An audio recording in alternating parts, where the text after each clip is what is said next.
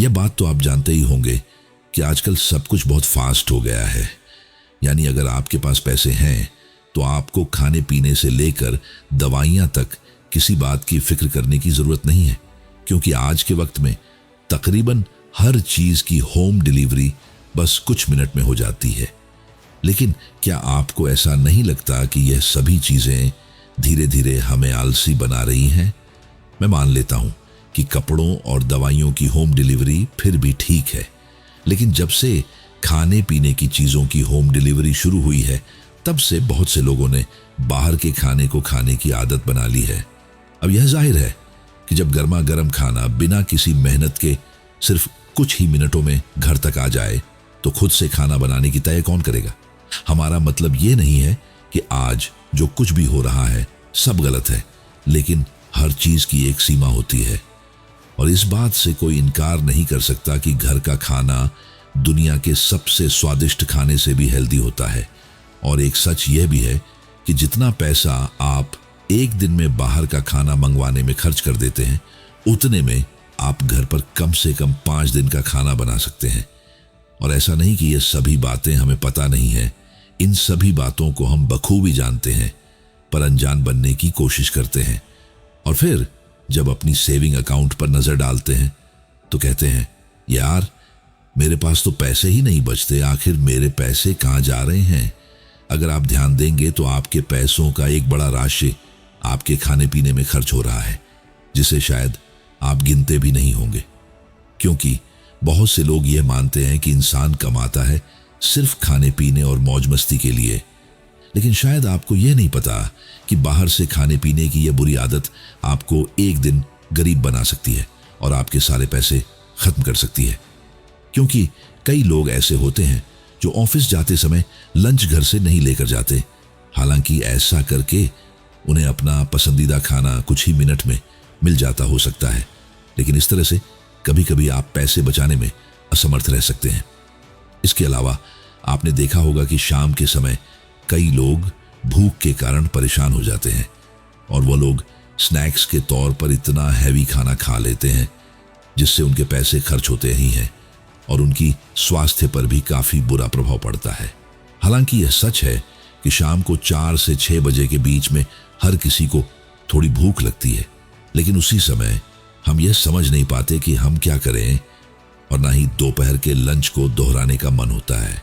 इस तरह आखिरी विकल्प फास्ट फूड होता है, जो आसानी से कहीं भी मिल जाता है और इंसान की भूख को भी शांति प्रदान कर देता है। लेकिन आप भी जानते हैं कि अगर आप किसी भी फास्ट फूड स्टॉल पर जाकर कुछ भी खरीदते हैं तो उसके लिए आपको कम से कम 200 से 500 रुपए खर्च करने पड़ते हैं। और अगर आप किसी के साथ गए और उसका बिल भी आप पे फट रहा है तो ऐसे में आपका बिल 500 से 1000 रुपए तक का हो सकता है। और अगर हम थोड़ा सजग होकर सोचें तो फास्ट फूड से आपके शरीर में नुकसान होगा और होने वाले नुकसान को ठीक करने के लिए आपको दवाइयों पर भी पैसे खर्च करने पड़ेंगे, क्योंकि फास्ट फूड आसानी से पाचन नहीं होता और इसके कारण लोग भविष्य में कई प्रकार की समस्याओं का सामना करते हैं। तो संक्षिप्त शब्दों में कहें तो हम लोग मात्र शाम के स्नैक्स के लिए महीने में लगभग 15,000 रुपए खर्च कर देते हैं। ये संभावना है कि आप में से बहुत से लोग रोजाना 500 रुपए स्नैक्स पर खर्च नहीं करते हो, लेकिन फिर भी कम से कम 100 से 200 रुपए तो खर्च होते ही हैं और इस तरह से आप महीने में कम से कम 3,000 से 5,000 रुपए भी शाम के खाने के लिए खर्च कर ही देते होंगे, जबकि वो पैसे आप आसानी से बचा सकते हैं। और थोड़ा स्मार्ट तरीके से सोचे तो इन पैसों को किसी ऐसी जगह में निवेश कर सकते हैं जहां से आपको भविष्य में काफ़ी फायदा मिलेगा।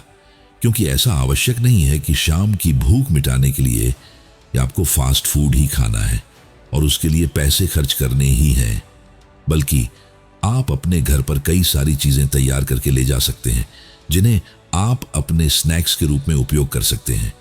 इससे न केवल आपकी सेहत पर कोई बुरा प्रभाव पड़ेगा, बल्कि आपके अधिक से अधिक पैसे भी खर्च नहीं होंगे। क्या आपने कभी इस पे ध्यान दिया है? क्या कभी ऐसा हुआ है कि आपने अपने चिप्स के पैकेट का सिर्फ आधा हिस्सा खाया हो और आधा छोड़ दिया हो? हम यकीन के साथ कह सकते हैं कि आपने जब भी कोई चिप्स का पैकेट खरीदा होगा तो उसे पूरा ही खाया होगा, क्योंकि जब भी हम कोई फास्ट फूड खाते हैं तो हमारे दिमाग में एक केमिकल रिलीज होता है जिसे डोपामीन कहते हैं। इस डोपामीन का काम ये होता है कि ये हमें खुशी महसूस कराता है। जब आप फास्ट फूड खाते हैं तो आपके दिमाग में डोपामीन रिलीज होता है, जिसकी वजह से आपको ऐसा लगता है कि मुझे बार बार इस फास्ट फूड को खाना है। और अगर आपको फिर भी इस बात पर यकीन नहीं होता है तो अपने आसपास कुछ लोगों को देखा होगा जो रोज़ाना फास्ट फूड खाते होंगे, और अगर किसी दिन उन्हें फास्ट फूड नहीं मिलता है तो वह हर बात पर यह कहते होंगे कि चलो बाहर से कुछ मंगा लेते हैं या बाहर जाकर खाना खाते हैं। ऐसा इसलिए होता है क्योंकि हमारे दिमाग को और हमारी बॉडी को ऐसी चीज़ों की आदत लग गई है जो हमारे लिए बिल्कुल भी हेल्दी नहीं है। ये सब हम आपको इसलिए बता रहे हैं क्योंकि जब आप अपनी डाइट से फास्ट फूड और बाहर की सभी चीज़ बंद कर देंगे और घर का बना हुआ खाना खाना शुरू कर देंगे तो हो सकता है कुछ दिन आपको वह खाना पसंद ना आए और आप बार बार ये सोचें कि मैं घर का खाना क्यों खा रहा हूँ जबकि मैं बाहर जाकर अपनी पसंद का खाना खा सकता हूँ। क्योंकि आपकी ब्रेन और आपकी बॉडी को भी यह समझ नहीं आ रहा है कि अचानक अपने फास्ट फूड न खाकर घर का सादा खाना क्यों खा रहे हो और डोपामिन रिलीज कराना बंद क्यों कर दिए हो। हालांकि आपके घर के खाने से बढ़िया कोई चीज़ नहीं लगेगी। जब आप यह बात समझ जाएंगे कि आप अपने पसंदीदा खाने के लिए अपने पैसे किस तरह से इन्वेस्ट कर सकते हैं तो समझ लीजिए कि आप पैसा बचाने की पहली सीढ़ी पर चढ़ गए हो। और हम यकीन के साथ कह सकते हैं कि आपके लिए यह कोई मुश्किल काम नहीं होगा और आप आसानी से इस एपिसोड में बताई गई सभी चीज़ों को मैनेज कर सकेंगे। लेकिन इसके लिए आपको किसी और को नहीं बल्कि खुद को समझना होगा कि आज से आप बाहर का खाना बिल्कुल नहीं खाएंगे, और फिर भले ही वह आपके ऑफिस का लंच टाइम हो या फिर शाम का स्नैक। चलो अब हम बढ़ते हैं अपने दूसरे एपिसोड की तरफ, जहां हम पैसों की साइकोलॉजी के बारे में समझने की कोशिश करेंगे। क्योंकि आप भी ये बात जानते होंगे कि जब हम अपने बैंक अकाउंट में 2000 रुपये देखते हैं और जब 2000 के नोट को अपने हाथ में लेते हैं तो ये दोनों फीलिंग बहुत अलग अलग होती है। बैंक अकाउंट में पड़े 2000 को देखने पर ऐसा लगता है जैसे ये सिर्फ एक नंबर है, एक आंकड़ा है, लेकिन असल में पैसे क्या है और उसकी कीमत क्या है ये तभी समझ में आती है जब वो हमारे हाथ में आते हैं। तो नेक्स्ट एपिसोड हमारा इसी के ऊपर बेस्ड है।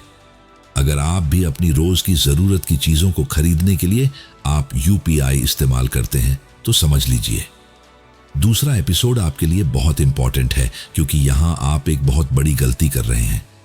तो चैनल को सब्सक्राइब करके नोटिफिकेशन आइकॉन दबा दें और अपडेटेड रहे। धन्यवाद।